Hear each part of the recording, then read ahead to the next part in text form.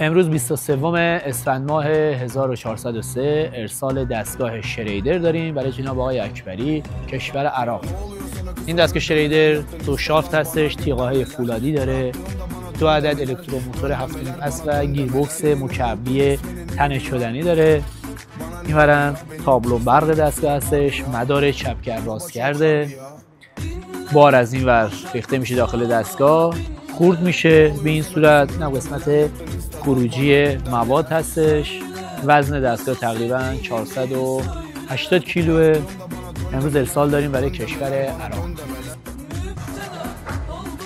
امروز تست دستگاه خورد کردن باتری داریم، دستگاه شریدر.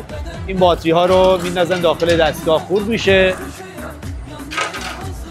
این شریدر تک موتور گیربکس، 2 عدد شافت داره، تیغه های فولادی داره. دستگاه فوق العاده قویه.